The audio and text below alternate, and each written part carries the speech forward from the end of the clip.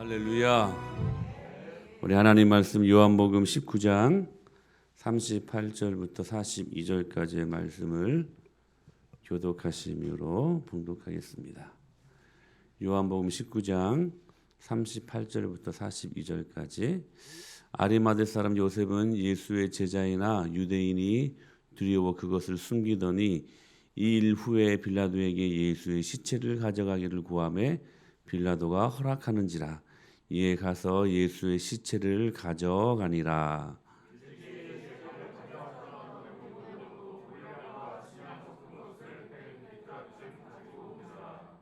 이에 예수의 시체를 가져다가 유대인의 장례 법대로 그 향품과 함께 세마포로 쌌더라.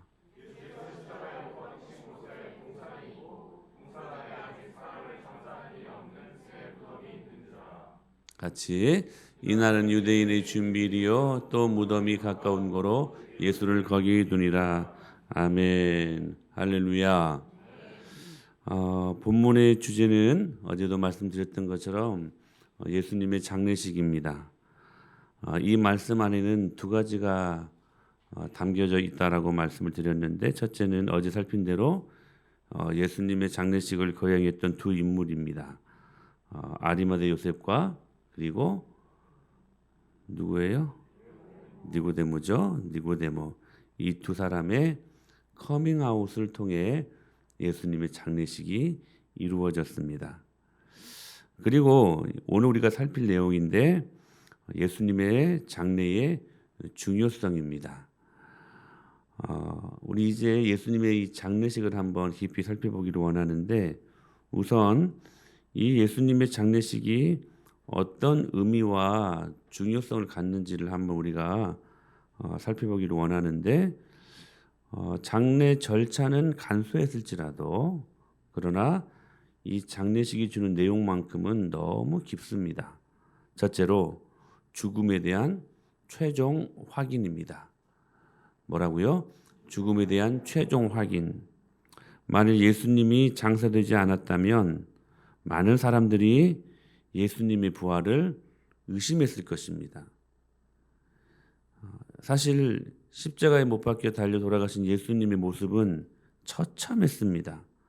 가시관에 찔린 자국, 창에 찔려 파열된 옆구리와 그리고 심장, 흘러내린 핏자국, 못 박혀 찢어진 손과 발, 누가 보아도 살았다고 주장할 수 없는 그러한 시체였습니다.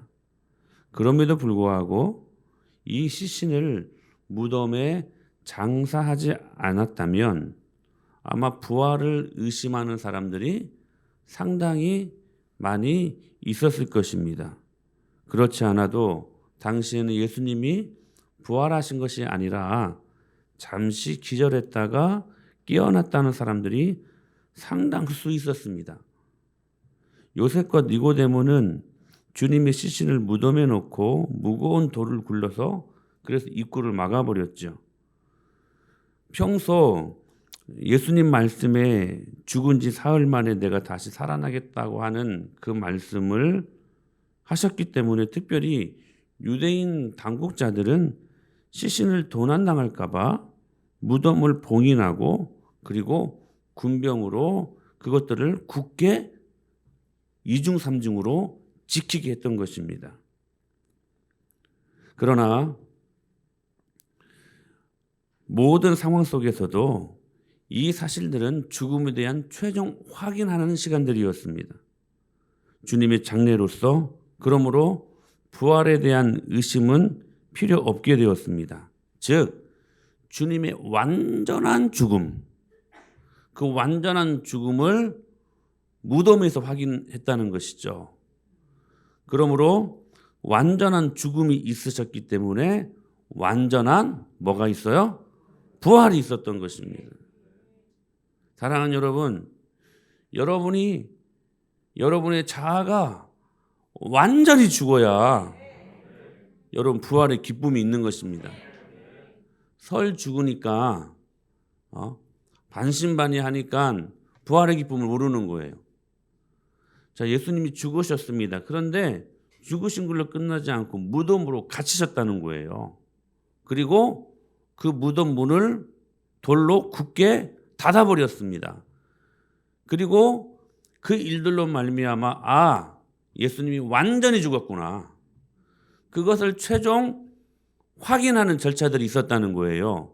근데 중요한 것은 그들은 그저 그냥 죽었다, 이거 확인해야 되겠다, 이 차원이었지만 이 말씀을 영적으로 해석하면 예수님의 완전한 죽음이 확인되었기 때문에 예수님이 죽은 자 가운데 3일 만에 완전히 부활하신 것입니다.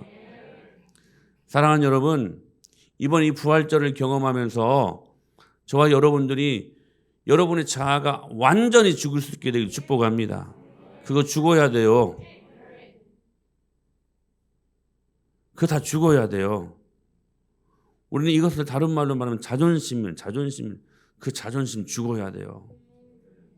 제가 계속 말씀드리잖아요. 이 자존심이 주존심으로 바뀌어야 된다고. 여러분, 여러분의 자아를 완전히 죽이십시오. 그래야 살아나는 영광이 일어납니다. 둘째로, 무덤은 낮아짐의 최종 종점이었음을 말씀하고 있습니다. 여러분, 우리 예수님은요, 하나님 보좌에서 인간 세상으로 내려오셨죠. 그리고 주님의 지상생애는 낮아짐의 연속이었습니다. 끊임없는 낮아짐. 주님은 맨 처음에 어디에서부터 그의 일생을 시작합니까? 마구간에서부터 시작합니다. 거기서부터 끝없이 낮아지기만 하셨어요. 주님의 생애를 섬김의 생애라고 하잖아요. 서번트 리더십, 섬기는 종의 생애, 종의 섬김. 주님은 끝없이 사람들을 섬겼지요. 그러나 주님 자신은 남에게 섬김을 결코 제대로 받으신 적이 없습니다. 탄생 시에 천사들이 인도를 받고 찾아와서 경배했던 동방박사들, 목자들, 그리고 일부의 선지자들 외에는 누구에게도 예수님은 합당한 섬김을 받지 못했습니다. 주님의 모든 공생의 사역은 한마디로 종처럼 산 그런 생애였습니다. 그것도 주로 비천한 사람들의 종, 주로 병들고 귀신 들리고 가난하고 천대받는 사람들을 위해 그들을 섬기는 생애를 살았다는 것이죠. 생애의 마지막에는 체포당하고 구금당하고 매맞고 조롱당하는 하나님이 경험할 수 없는 수모를 겪습니다. 그리고 잔인한 십자가형을 당합니다. 그러나 우리는 거기까지가 종점인 줄 아는데 거기까지도 종점은 아닙니다. 아직도 더 낮아져야만 하셨습니다. 그 종점이 바로 뭐냐? 무덤입니다. 그 종점이 뭐냐? 무덤이라는 거예요. 무덤은 예수님 비하의 종점이라는 거예요. 더 이상 내려갈 곳이 없는 인생의 맨 밑바닥. 그게 뭐냐? 무덤이에요. 무덤. 주님은 거기까지 내려가셨어요. 아멘. 주님은 거기까지 내려가셨어요. 성경은 이렇게 말씀하셨습니다. 그는 강포를 행하지 아니하였고 그의 입에 거짓이 없었으나 그의 무덤이 악인들과 함께 있었으며 그가 죽은 후에 부자와 함께 있었도다라고 말씀하셔요. 예수님의 죽음은 예수님의 죽음에 대한 최종 확인이라는 거예요. 동시에 낮아짐의 종점인데 그 종점의 마지막 끝이 어디냐? 무덤이라는 거예요. 사랑하는 여러분, 그 성경에 대한 예언의 말씀, 예수님의 삶, 그러므로 주님의 장례식 역시 예수님이 성경에 예언된 진정한 메시아의 있음을 우리들에게 입증하고 있는 사실이라는 것입니다. 예수님은 성경대로 죽으셨습니다. 죽으심과 동시에 무덤에 장사되셨습니다. 할렐루야. 셋째로 중요한 의미인데요. 예수님은 임시로 매장되셨습니다. 우리 41절 42절 말씀 읽어볼까요? 시작.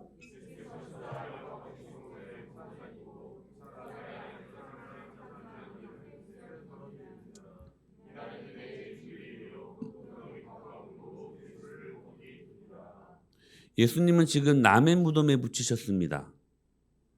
아브라함처럼 돈으로 산 매장지가 아니었어요. 남의 무덤이었어요. 주님은 생전에도 자기 거처를 갖지 아니하시고 남의 거처에서 지내셨습니다. 왜냐하면 이 세상은 영원히 살 곳이 아니기 때문이었습니다. 마찬가지로 돌아가신 후에도 자기 무덤을 차지하지 아니하시고 남의 무덤에 묻히셨다는 거예요. 영구한 무덤이 필요 없기 때문에 그렇습니다. 단지 그 임시는 3일에 불과했습니다. 예수님은 죽으신 지 3일 만에 부활하셨기 때문에. 사랑하는 여러분, 우리가 죽어서 땅에 묻히는 것은 일시적이고 여러분 임시적인 일입니다. 영원히 묻히지 않습니다. 우리는 다시 살아납니다. 그래서 여러분 소망을 갖고 우리는 있어야 된다는 거예요. 주님은 죽으신 지 3일 만에 무덤 문을 열고 나오셨습니다. 그래서 주님은 모든 죽은 자들의 부활의 첫 열매가 되셨어요. 첫 열매 11조가 되셨다는 거예요. 11조.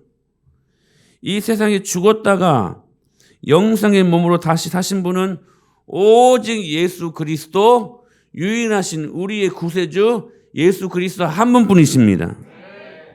주님이 부활하신 것은 우리처럼 죽어 땅에 묻히는 인생을 살려내시기 위한 그러한 일들이라는 거.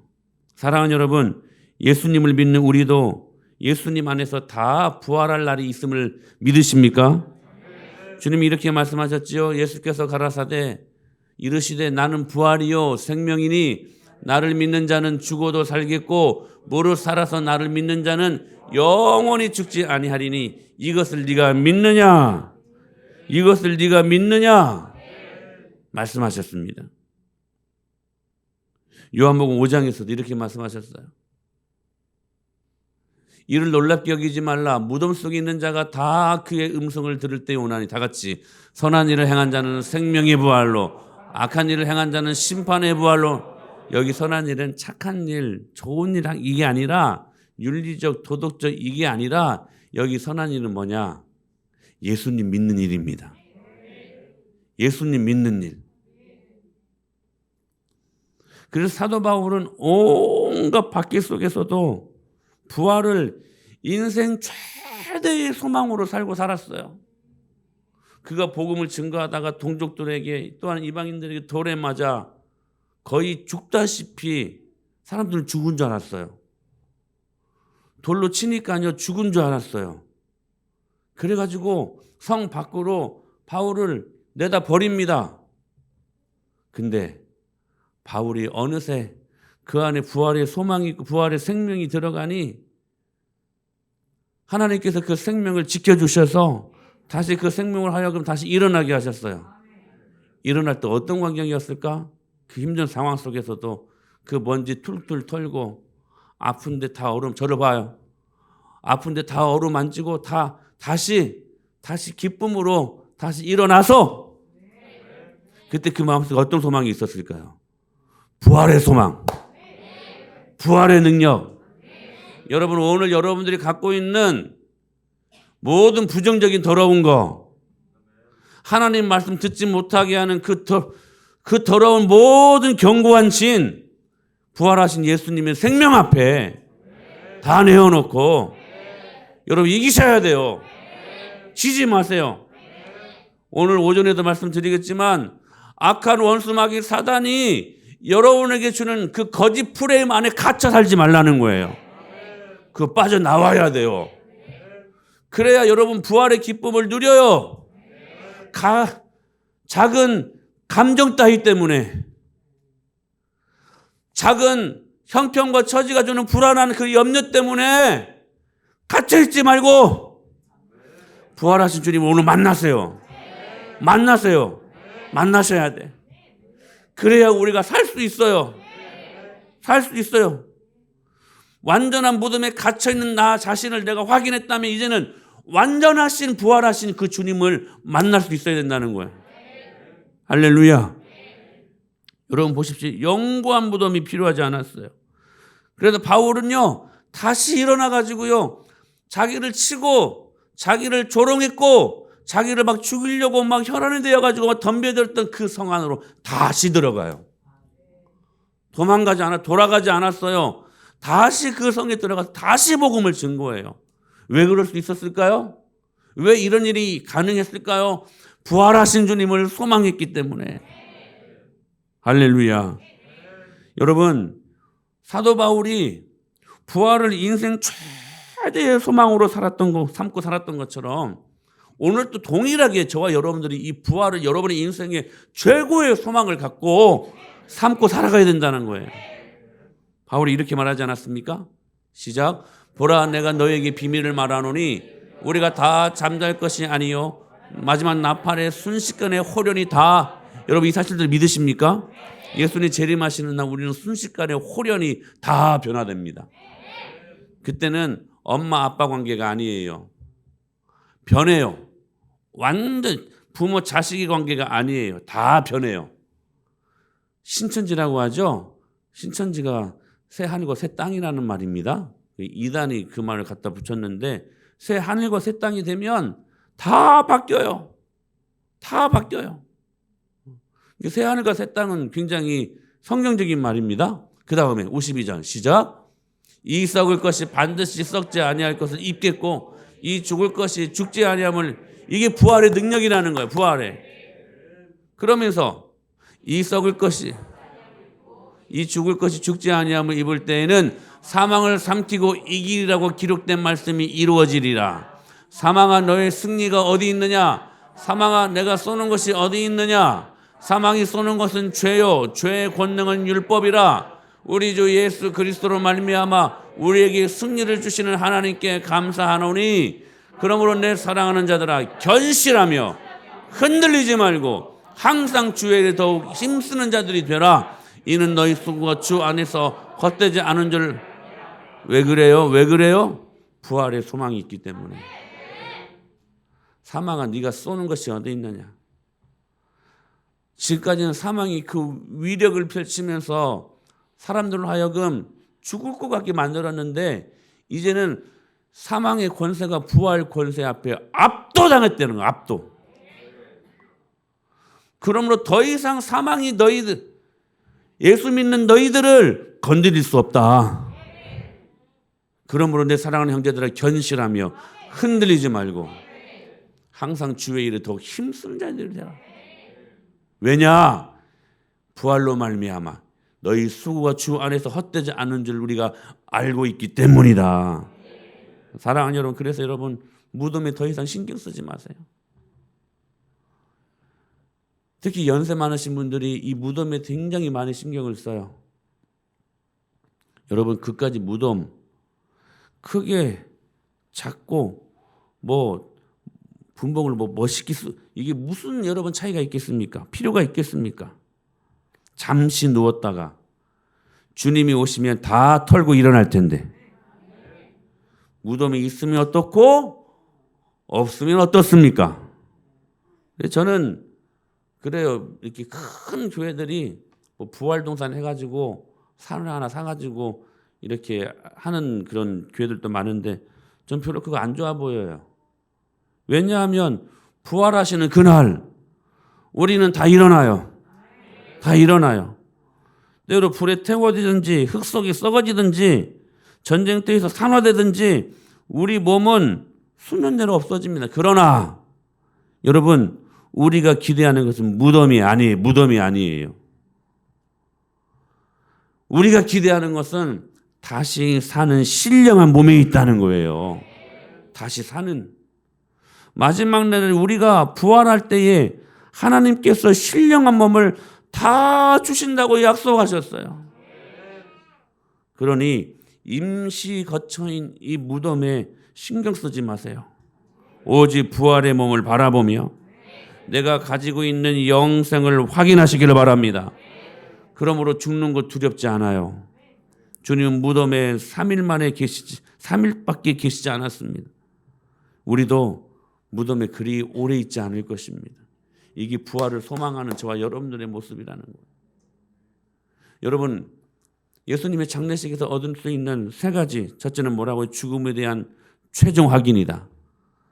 완전한 무덤에서의 죽음에 대한 확인이 있었기 때문에 부활의 영광을 확인할 수 있었다는 거. 여러분, 다시 적용하십시다. 여러분 안에 있는 견고한 자아, 그거 죽이십시오. 완전한 죽음, 내 자아의 완전한 죽음이 있어야 부활의 기쁨을 우리 모두가 소유할 수 있다는 거예요. 오늘 그날이 될 수 있게 되길 축원합니다. 두 번째는 뭐냐? 예수님은 낮아질 대로 낮아서 죽는 것으로 끝나지 않았어요. 무덤에 갇히셨어요. 예수님이 완전한 비야. 더 이상 내려갈 곳이 없는 죽음마저도 그래도 내려갈 곳이 있었어요. 무덤이었어요. 그 주님이 무덤으로 완전한 자기 비야. 주님은 그렇게 낮아지심으로 저와 여러분들을 살리셨습니다. 이게 예수님 믿는 삶의 라이프 스타일이어야 돼요. 여러분이 죽어야 여러분 주위에 있는 사람들이 삽니다. 십자가는 그런 거예요. 그리고 세 번째, 다시 말씀드립니다. 주님은 임시로 매장되었다는 거. 왜 그래요? 부활의 소망이 있기 때문에. 할렐루야. 제가 부활절마다 항상 부르는 찬양이 있는데요. 살아계신 주라는 찬양, 살아계신 주. 주 하나님 독생자, 너무 참 은혜 있는 찬양이에요. 근데 그 찬양 그 후렴을 보면 영어 가사가 이렇게 나와 있어요. 살아계신 주 나의 참된 소망. 우리 이제 가사는 이렇게 나와 있는데 이 원곡을 보면요 이렇게 영어로 되어 있어요. Because he lives, I can face tomorrow.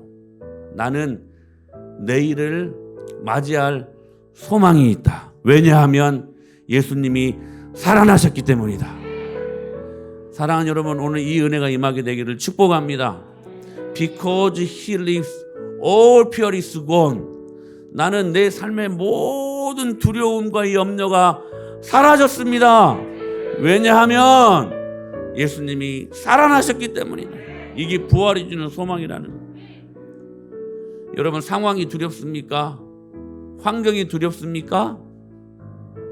주님 살아나셨습니다. 주님 살아나셨어요.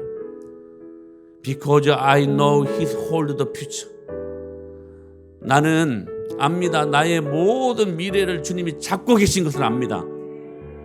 왜냐하면 주님이 살아나셨기 때문에. 여러분, 미래를 두려워하지 마세요. 염려하지 마세요. And life is worth living just because He lives. 내 삶에 나는 더할 나위 없는 가치가 생겨났습니다. 왜냐하면 주님이 살아나셨기 때문입니다. 오늘 이 부활절 이 새벽에 이 은혜가 넘쳐날 수 있게 되기를 간절히 축복합니다. 예수 그리스도의 피로 완성된 십자가의 은혜, 그 십자가로 말미암아 얻어진 부활의 영원한 소망, Nothing but the blood of Jesus. 예수의 피밖에 없네. 예수의 피밖에 없네. 그리고 예수의 부활로 이어지는 주님이 주신 하늘 권세가 우리 안에 있으니 이 시간 후를 다 털고 다 같이 일어나셨어. 이 부활의 주님을 찬양하며 우리의 두려움과 우리의 모든 어둠을 예수님의 이름으로 다 몰아내고 오늘 이 부활의 주님을 만날 수 있게 되기를 간절히 축복합니다.